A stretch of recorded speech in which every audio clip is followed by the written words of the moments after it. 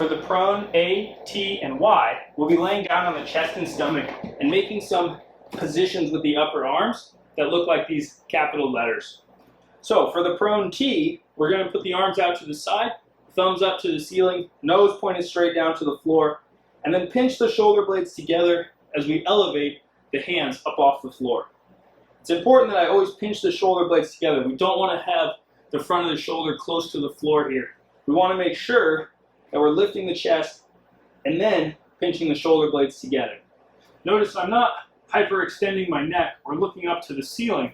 I'm just looking straight down to the floor, making sure to keep the trunk aligned as we lift the shoulders up. After the prone T is the prone A, which is to bring the arms down either side here, like the big capital letter A. For this one, it's going to be palms to the floor, and each time that you pick the shoulder blades up, we want to make sure that we're not letting them go towards the earlobes. I like to think about reaching my fingertips as far as I can in either direction of the length of my arm.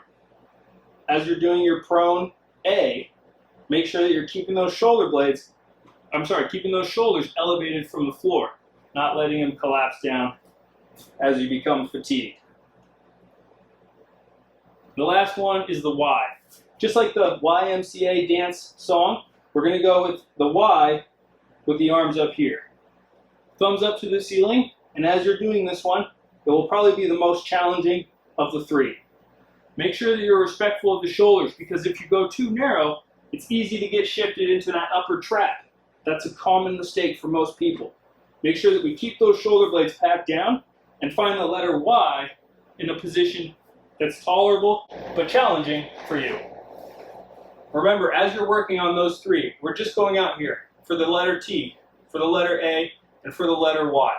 We don't want the shoulders elevated for any of those movements, because that's going to be training those upper traps, which are so often already overactive and overworked. All right, hope this one was helpful. Make sure that as you're doing these, you prioritize that movement and dexterity, the feeling, and the activation of the upper back. It's okay if your range of motion is smaller than mine was, and it's okay if you ever need to convert these movements into a non-moving hold. So if you can't lift the hands up and down, just hold the hands up out to the side. You'll be activating those same muscles, and as we've talked about, that tension without movement at the joint can be very rehabilitatory for those joints. All right, hope this was helpful.